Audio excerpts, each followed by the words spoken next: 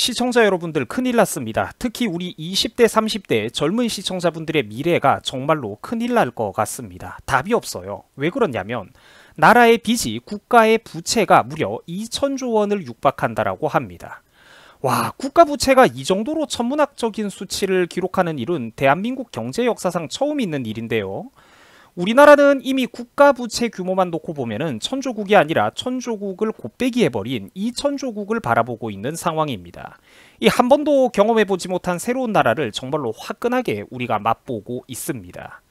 자, 지난 1년 새만 무려 나라 빚이 240조가 넘게 증가했다라고 합니다. 1조 원을 뺀 수치예요. 규모가 지금 증가폭에 있어서 단연 대한민국 경제 역사상 역대 최대 규모입니다. 국가 부채가 지금 1985조 원을 돌파했다라고 하는데 이는 대한민국 GDP를 처음 추월한 어마어마한 숫자입니다. 이거 여러분들 결국 나중에 누가 다 갚아야 될까요? 우리가 결국 국민 여러분들이 채워 넣어야 되는 그런 빚입니다. 결국은 국민들이 낸 세금으로 채워 넣게 되어 있다라는 것입니다. 자, 국가 부채가 사실상 2천조 원에 육박하고 있는 시대입니다. 뿐만 아니라 정부 재정 적자도 지금 사상 최대 수치를 기록하고 있는 상황입니다. 쉽게 말해가지고 국고가 계속해서 천문학적인 금액으로 해마다 수백조 원씩 지출만 늘어나고 적자가 반복되고 있다는 소리입니다. 여러분, 이러다가 나라 진짜 큰일 납니다. 나이가 어린 시청자분들, 학생 여러분들, 어릴 때 교과서에서나 봤던 그런 IMF라든지 글로벌 금융위기 같은 무시무시한 경제위기 사태가 여러분들 대해서 우리 시대에 또 한 번 일어나지 말란 법이 없다라는 거예요. 자, 물론 정부에서도 이런저런 변명을 늘어놓기는 합니다. 국가 부채란 국가 채무와 잠재적인 빚을 모두 합친 개념으로서 중앙정부가 갚아야 되는 순수한 빚인 국가 채무보다는 좀 더 넓은 개념이다, 조금 다른 개념이다, 뭐 이런 식으로 물타기 설명을 하기는 해요. 자, 그런데 이게 넓게 보면은 결국 말장난입니다. 국가 부채라는 거는 그 안에 나라가 반드시 갚아야 되는 국가 채무와 더불어서 4대 연금의 잠재적인 부채라든지 그 밖에 공기업의 부채 등등 결국은 미래의 잠재적인 빚이, 나라 빚이 포함되어 있는 개념이 맞기 때문이에요. 어차피 다가오게 되는 예고된 폭풍이라는 것입니다. 폭풍을 미리 예고한다라고 해가지고 그게 폭풍이 아닙니까? 말장난이라는 겁니다, 결국은.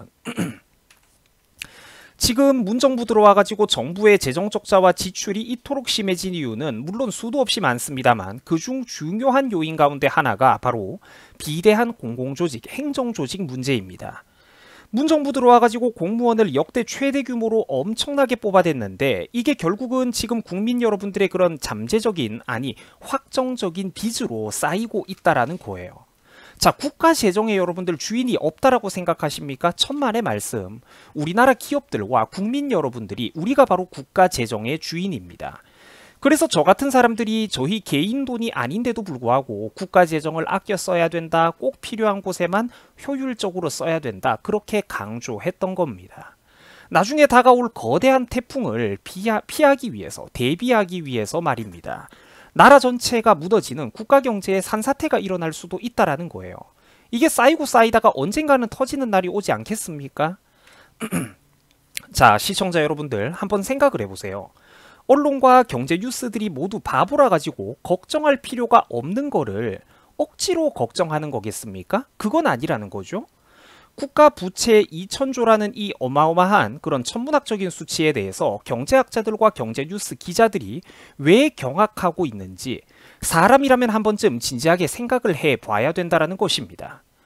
국가 부채니 채무니 뭐 넓은 개념이니 좁은 개념이니 이런 어려운 말장난에 속아 넘어갈 게 없습니다.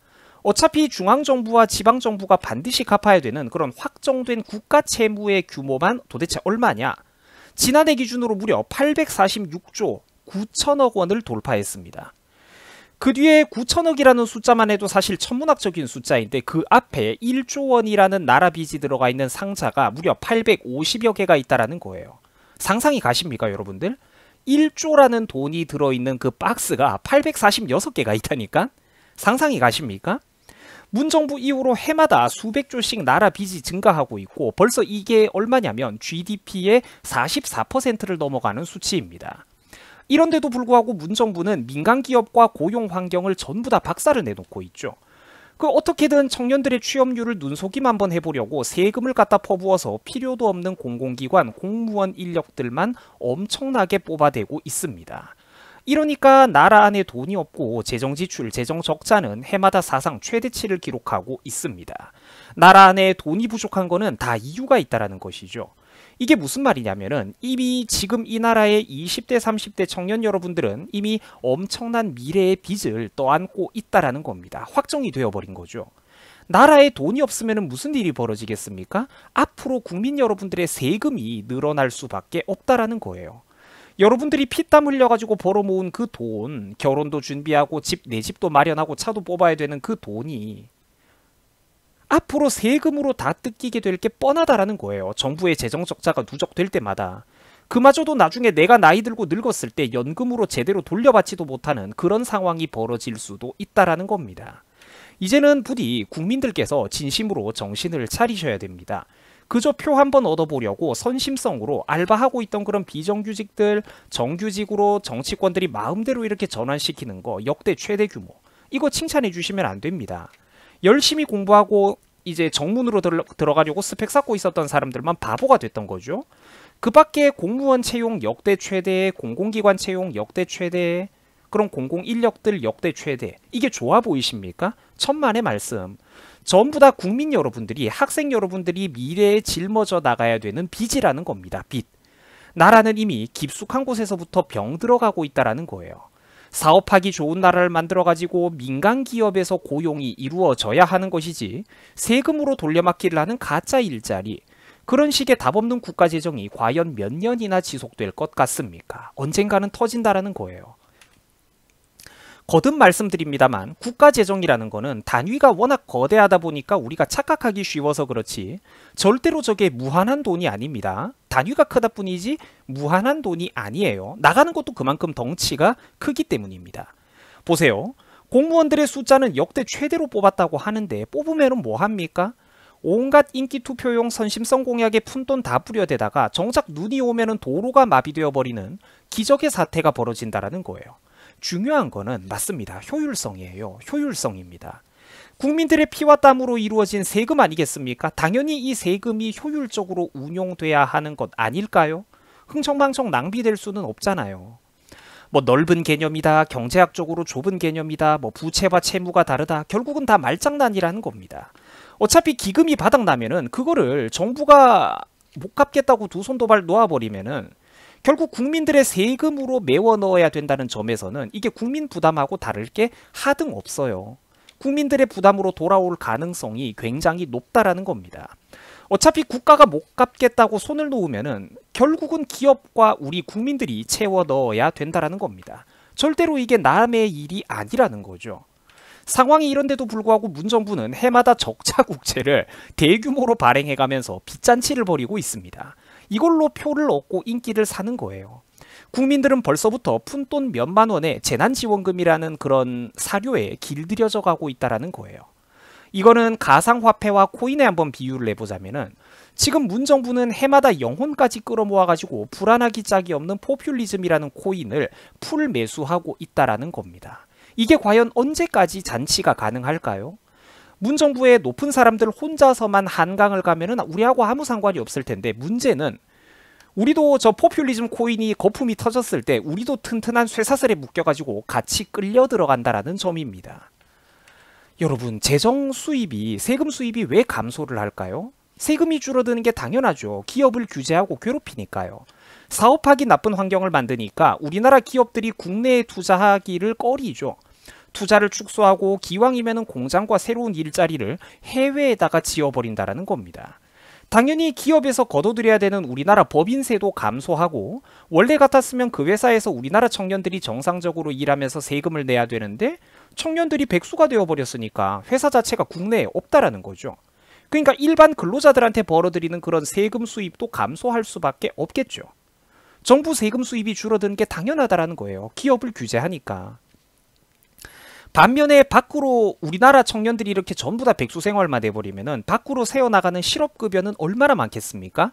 나라 안에 들어오는 수입은 없는데 지출만 눈덩이처럼 증가한다라는 거예요. 벌써 실업급여가 바닥을 보이고 있다는 뉴스가 여러 개 나오죠. 여러분들 이게 언제까지 지속 가능할까요? 들어오는 거는 적은데 나가는 게 많으면은 그게 언제까지 가능할까요? 결국은 바닥을 보이게 된다라는 겁니다. 창고에 바닥을 보이게 된다라는 거죠. 정부의 지금 문정부가 하고 있는 경제정책의 수준을 보면은 국가 재정 지표가 나빠지는 거는 당연한 현상이라는 얘기입니다. 시청자 여러분들, 지금 우리 대한민국의 경제는 그야말로 풍전등화, 태풍 앞에 있는 촛불과도 같습니다. 실업자가 사상 처음으로 150만 명을 돌파했다라고 해요. 지금 20대 청년들은 대부분이 그냥 백수입니다. 일하고 싶어도 일자리가 없어요. 괜찮은 대학을 나왔는데도 양질의 일자리들이 씨가 말라 버렸습니다.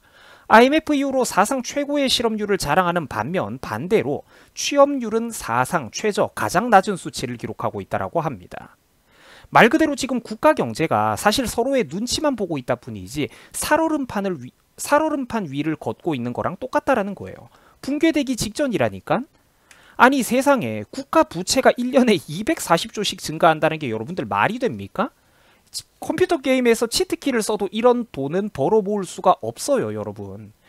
해마다 삼성 이건희 회장이 평생 동안 벌어 모아놓은 그런 전재산의 수십 명, 수백 명분 어치의 어마어마한 금액이 빚으로 늘어나고 있는 상황입니다.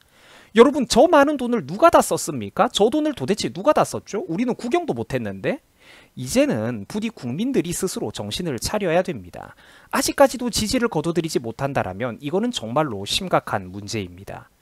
국가 재정에 관련된 뉴스가 해마다 신기록을 작성하고 있다면 작년에도 신기록, 재작년에도 신기록인데 올해도 또 역대급 신기록을 작성하고 있다면 이제는 국민들이 뭔가 스스로 정신을 좀 차려야 하지 않겠습니까? 우리 살아야죠, 여러분들. 한 5년만 살다가 인생 접을 겁니까? 우리 오래오래 살아야죠, 여러분들. 행복하게. 나라 빚이 해마다 기록적으로 늘어나는 이런 걸 보면서 경각심을 가지셔야 됩니다. 기본 수십조 단위로 늘어나다가 작년에는 1년 만에 200조가 늘어났습니다. 200조가요. 누가 보면 국력성장 그래프, 경제성장 그래프라고 착각할 정도예요. 그러면 얼마나 좋겠습니까마는 나라의 빚만 늘어나고 있다라는 것이죠. 우리나라는 그런 세계적인 경제대국인 미국이나 일본처럼 기축통화국이 아니기 때문에 국가 부채가 이렇게 늘어나면은 큰일 납니다, 여러분들. 자, 시청자 여러분들 수고하셨습니다. 주변에 아직도 문정부를 지지하고 있는 사람들이 있다면 빨리 손절하시기 바랍니다. 이성적인 대화가 안 통하기 때문이죠. 손절이 아니라 사실 지금 신속하게 인간관계를 끊는 게 바로 최고의 익절입니다. 자, 여러분들 수고하셨습니다. 고맙습니다.